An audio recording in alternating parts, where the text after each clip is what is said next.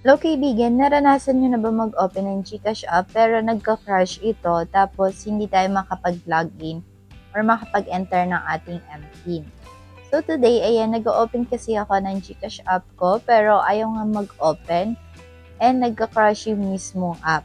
Kapag ganito, hindi tayo pwede makapag-submit ng ticket gamit yung GCash app dahil hindi nga natin ma-open.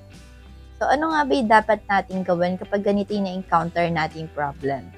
First, kailangan natin ng Google. So, any browser naman, ayan, papakita ko muna sa inyo yung aking problem. So, ito kasi biglang nagbo-block yung screen ng GCash app kahit updated naman sa pinaka-latest na version. So, punta na tayo sa Chrome. Andito tayo magsasubmit ng ticket. Pero hindi submission ng ticket yung gagawin ko. I-chat ko si Gigi and sasabihin ko na ayaw nga mag-open ng aking GCash app. So, dito, itatype ko lang submit ticket. Then, lalabas na dito yung GCash ticket form or a GCash website. So, type natin submit ticket GCash and itap natin dito yung GCash Help Center. So, kailangan may S yung pipiliin natin ng HTTPS. Then, dito, meron ditong 3 dash. Itap natin itong 3 dash. By the way, meron pala silang issue ngayon sa may QR. So, sa mga gumagamit, okay lang yan. Marirefund naman daw yung amount. Anyway, so tap natin yung 3 dash. And dito, iselect natin yung contact us. Then dito sa may lower part, makikita natin yung chat with Gigi. Iselect lang natin yan.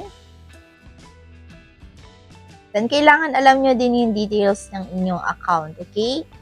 For sure, alam nyo naman yan. So, dito, ilalagay lang natin yung problem na na-encounter natin. So, yung GCash nga natin, hindi natin ma-open. So, i-type natin dito, GCash can't open. Then, i-tap natin yung send button. Then, hihintayin lang natin yung sasabihin dito ni Gigi. So, computerized answer na to. Ano daw ba yung problem na na-encounter natin, yung error na nababasa natin. So, in my case, my app is crashing and won't open. So, hintayin lang natin dito yung sasabihin ni Gigi. Now, dito ang explanation ni Gigi. Kapag daw ganito yung na-experience natin na hindi tayo makapag-login dahil nagko-close, ang kailangan daw natin i-check yung ating device. Kapag medyo mas mababa siya sa Android 5, hindi ito compatible para sa safety and security ng ating GCash account. So, kailangan mas mataas sa Android 5. Pwede nyo i-check yung device nyo. Kung medyo mas lower version, hindi talaga compatible yung GCash app. Since mas mataas naman na aking device, ang sinelect ko dito, yes, I need assistance. Pero kung kayo, lower version talaga yung device nyo, itap nyo na yung no and mag-try na kayo ng ibang device. So, dito tatanungin tayo kung ano ba operating system natin. In my case, naka-Android ako. Kung kayo, naka-iPhone OS yung piliin nyo. Now, what is the brand of your phone? So, dito ilalagay lang natin yung brand ng ating cellphone. And makikita rin natin yan sa ating device or settings ng ating mismong cellphone. Kung hindi nyo naman alam, check nyo na lang yung settings ng device nyo, then hanapin nyo yung about phone. Now, dito, isi-select natin kung ano ba yung version ng ating device.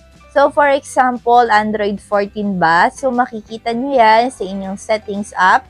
Search nyo lang yung Android version, okay? So, ito, isi-select ko yung Android 14.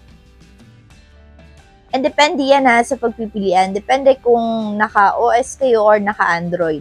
So, dito, bago tayo makapag-continue, kailangan natin ibigay yung registered number natin, full name, and ating email. So, itap lang natin yung show form. And eto nga yung pinaka-form na kailangan natin sagutan.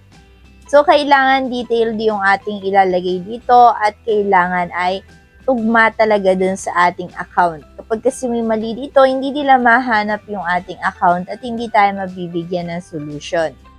Now, once na masagutan natin to and matap natin yung send, maaari tayong bigyan ng additional information or additional form na pwedeng sagutan. Pero kapag wala naman nang binigay sa atin, maghihintay tayo ng respond kay GCash dun sa ating email. Now, itap na natin ang return chat. Tapos dito maghihintay tayo kung ano yung sasabihin ni Gigi. Kapag wala naman tayong nakita na, maghihintay na nga tayo ng kasagutan doon sa ating email. So within 24 hours, makakapagbigay sila ng respond. Alright, so hanggang dito na lang muna ang ating tutorial for today and see you around, kaibigan.